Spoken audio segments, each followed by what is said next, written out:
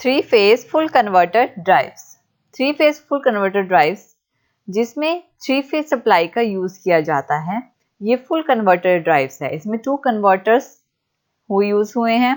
एक होता है टू सर्किट्स हैं, एक है हमारा आर्मेचर सर्किट। आर्मेचर जो कि इंडक्टर और रजिस्टर के साथ कनेक्टेड हैं। आर्मेचर सर्किट में जो हमारे 6 थायरिस्टर्स कनेक्टेड हैं, थायरिस्टर 1 2 3 4 5 6, जिन पे थ्री फेज सप्लाई प्रोवाइड की गई है। यहाँ इनपुट से थ्री फेज सप्लाई प्रोवाइड की जाती है और जो आउटपुट वोल्टेज आती है वो टर्मिनल वोल्टेज यानी कि इनपुट वोल्टेज के इक्वल होती है। इस पे जो फायरिंग एंगल से पल्स प्रोवाइड की जाती है, इसको ट्रिगर करने के लिए उसे अल्फा 1 से डिनोट किया जाता है। एक हमारा अनदर सर्किट होता है जो होता है फील्ड सर्किट। फील्ड सर्किट, इसमें भी इसकी कंस्ट्रक्शन भी हमारे आर्मेचर सर्किट की तरह ही होती है। इसमें 6 थायरिस्टर्स का यूज किया जाता है और 3 फेज सप्लाई प्रोवाइड की जाती है। अल्फा 2 शो करता है हमारा सेकेंड फायरिंग एंगल, जो कि फील्ड सर्किट के थायरिस्टर के गेट पे ट्रिगर पल्स प्रोवाइड करने के लिए यूज की जाती है। ये हमारा फील्ड रेजिस्टर होता है। इसके क्रॉस जो वोल्टेज होती है वो होती है फील्ड करंट वोल्टेज, और इसके क्रॉस जो करंट फ्लो होता है उसे कहते हैं फील्ड करंट। इस तरह से हमारा ये तो हमारा three phase full converter drive का सर्किट है। अब हम देखते हैं इसकी वर्किंग। इसमें फ्री व्हीलिंग डायोड का यूज नहीं होता क्योंकि ये फुल कन्वर्टर ड्राइव है। फुल कन्वर्टर ड्राइव में फ्री व्हीलिंग सर्किट डायोड का यूज नहीं किया जाता। जब भी हम एक फेज से सप्लाई प्रोवाइड करते हैं, यहाँ पॉइंट ए से हमारी सप्लाई गई, तो थायरिस्टर 1 और ये थायरिस्टर 2 ये कंडक्ट करेंगे। यहाँ पे जो करंट होगा वो होगा IA, जो कि सोर्स करंट के इक्वल होगा। यहाँ से जो हमारा सोर्स करंट होता है, जैसे सोर्स सप्लाई बोलते हैं, जिसमें थ्री फेज सप्लाई प्रोवाइड की गई है। थ्री फेज सप्लाई यहाँ से भी प्रोवाइड की जाती है।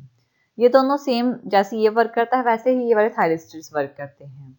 यहाँ से थायरिस्टर 1 पे करंट जाता है, इसे गेट पे अल्फा 1 यानी 30 डिग्री एंगल पे हम ट्रिगर पल्स प्रोवाइड करते हैं।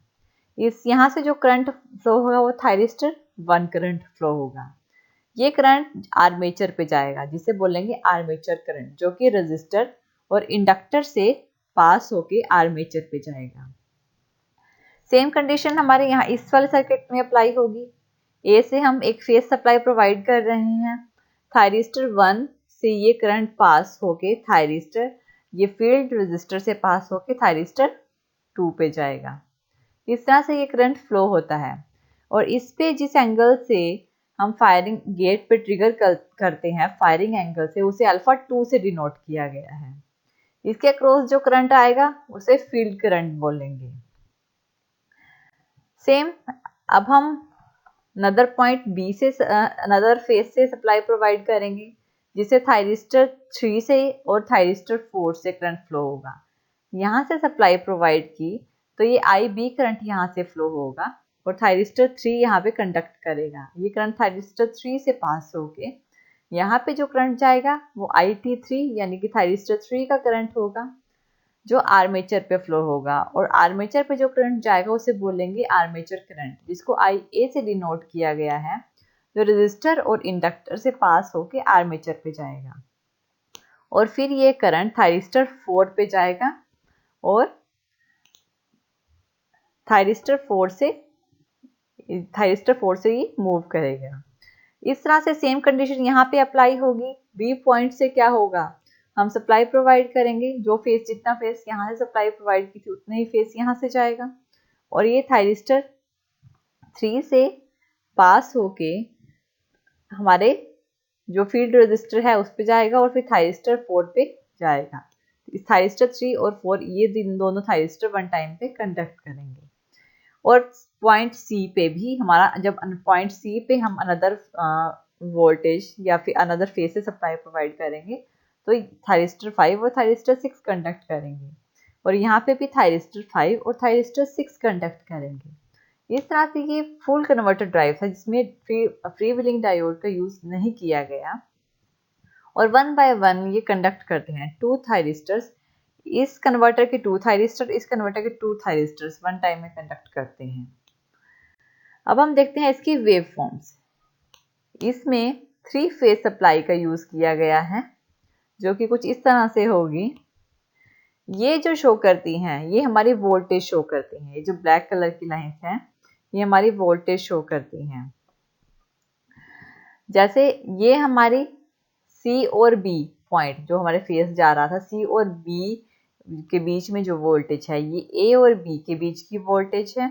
ये A और C पॉइंट के बीच की वोल्टेज है, ये B और C पॉइंट के बीच की वोल्टेज है। हर एक पॉइंट पे हमें सेपरेट वोल्टेज प्रोवाइड करनी पड़ती है। उसके जो फेस है, अलग अलग फेस पे हम उन्हें वोल्टेज प्रोवाइड करते हैं, सेपरेट वोल्टेज प्रोवाइड करते हैं। हर एक पॉइंट की प्रोवाइड नहीं करनी पड़ती, हर एक पॉइंट की अलग वोल्टेज होती है, क्योंकि इसमें 3 फेज का यूज किया गया है। तो इस टाइम पे जो आर्मेचर करंट होगा वो कांस्टेंट रहेगा, क्योंकि फुल वेव कन्वर्टर है। हर टाइम पे 2 थायरिस्टर्स कंडक्ट करेंगे, फील्ड सर्किट के भी और आर्मेचर सर्किट के भी। जो हमारे आर्मेचर करंट होता है वो कांस्टेंट रहता है, रेगुलर फ्लो करता रहता है आउटपुट पे। और जो हमारा आर्मेचर करंट होता है वो कुछ इस तरह से फ्लो करता है। आर्मेचर करंट जो कि अगर हम अपने सर्किट को 30 डिग्री एंगल पे ट्रिगर पल्स प्रोवाइड कर रहे हैं, थायरिस्टर के गेट पे 30 डिग्री एंगल पे ट्रिगर पल्स प्रोवाइड कर रहे हैं, तो हमारा थायरिस्टर 120 डिग्री पे वर्क कंडक्ट करेगा। ये जो चीज़ होती है ये पॉइंट ए से जो करंट गया है उसकी बात कर रहे हैं। जब एक फेज पॉइंट ए से थायरिस्टर 1 और 2 जिस टाइम पे कंडक्ट कर रहे थे, उस टाइम पे जो पॉइंट ए से करंट गया था वो करंट ये इस टाइम पे पॉजिटिव रहेगा। ऐसा इसलिए क्योंकि देखो ये जो पॉइंट है यहाँ पे ये है अल्फा। अल्फा मतलब ट्रिगर पल्स, यानी थायरिस्टर 1 के और 2 के गेट पे हमने एक ट्रिगर पल्स प्रोवाइड की जिससे वो कंडक्टिंग कंडीशन में आए। और इस ट्रिगर पल्स के बाद हमारा थायरिस्टर 1 और 2 कंडक्टिंग कंडीशन में आए थे, जो 30 डिग्री था alpha angle, alpha firing angle. ये voltage V A B V A C, यानी ए बी और ए सी पॉइंट के बीच की वोल्टेज है जिसमें थायरिस्टर 1 कंडक्ट कर रहा था, इसलिए ये पल्स हाई है। और ये यहाँ पे आके 0 हो जाती है। ऐसा इसलिए क्योंकि ये जो वोल्टेज है इसमें B और C की वोल्टेज है, इसमें A की वोल्टेज नहीं है। और इस पॉइंट पे आके हम पॉइंट A की बात कर रहे हैं, इसमें A की कोई वोल्टेज नहीं है, B और C की वोल्टेज है, इसलिए ये 0 हो गया। लेकिन इस पॉइंट पे आके नेगेटिव में चला गया। ऐसा इसलिए होता है, ये करंट नेगेटिव में इसीलिए गया क्योंकि यहाँ पे वोल्टेज रिवर्स हो गई। रिवर्स कैसे, ये देखिए इस पॉइंट पे, इस पॉइंट के बाद वोल्टेज बी ए हो गई और सी ए हो गई। यहाँ पे क्या थी, ए बी और ए सी थी, अब वोल्टेज रिवर्स हो गई, बी ए और सी ए हो गई, इसलिए ये क्या चला गया नेगेटिव में। और इस पॉइंट के बाद जब ये 0 हुआ, इस कंडीशन में जो वोल्टेज है सी बी है, यानी सी बी के बीच में वोल्टेज ये 0 रहेगी, सी बी, इसमें ए वोल्टेज नहीं है, हम पॉइंट ए की बात कर रहे हैं। आगे voltage I A B A C, again voltage क्या हो गई, उसी डायरेक्शन में हो गई जैसे पहले थी, तो ये पल्स अगेन हाई हो जाएगी। जब बी सी वोल्टेज होगी ये अगेन 0 हो जाएगी। और जब वोल्टेज रिवर्स हो जाएगी, यानी बी ए और सी ए हो जाएगी, तो ये क्या हो जाएगी, नेगेटिव में चली जाएगी। इस तरह से पॉइंट ए का जो करंट है वो इस तरह से फ्लो करता है, जो कि इन वोल्टेज पर डिपेंड करता है। अलग अलग वोल्टेज होती है हमारे, अलग अलग जो टर्मिनल्स होते हैं जिनके थ्रू वोल्टेज, जिनके थ्रू हमारे जो थायरिस्टर है वर्क करते हैं, और हर एक पॉइंट्स की अलग जो वोल्टेज होती है वो सेपरेट होती है। इसमें जो थायरिस्टर 1 है उसकी वेवफॉर्म कुछ इस तरह से बनेगी। जब थायरिस्टर 1 कंडक्ट कर रहा है, पॉइंट ए के साथ थायरिस्टर 1 और 2 कंडक्ट कर रहे थे, यानी कि यहाँ पे ए बी और ए सी, जिसमें हमारा जो आई ए पॉइंट करंट यहाँ पे हाई था जी। इस टाइम पे जब थायरिस्टर 1 कंडक्ट कर रहा था, ये वाली पल्स हाई रहेगी क्योंकि इस टाइम पे थायरिस्टर 1 कंडक्ट कर रहा है। जब थायरिस्टर 1, ये देखिए ये वाली पल्स आई, जब ए बी और ए सी पॉइंट ए की बात हुई, तो अगेन थायरिस्टर 1 कंडक्ट कर रहा है तो ये हाई रहेगी, फिर ये लो हो जाएगी, फिर जब ए और बी इस पॉइंट पे आएंगी ये फिर से हाई हो जाएगी। ये पल्स शो कर रही है कि थायरिस्टर 1 इस टाइम पे कंडक्टिंग कंडीशन में है। ये तो थी हमारी पल्स।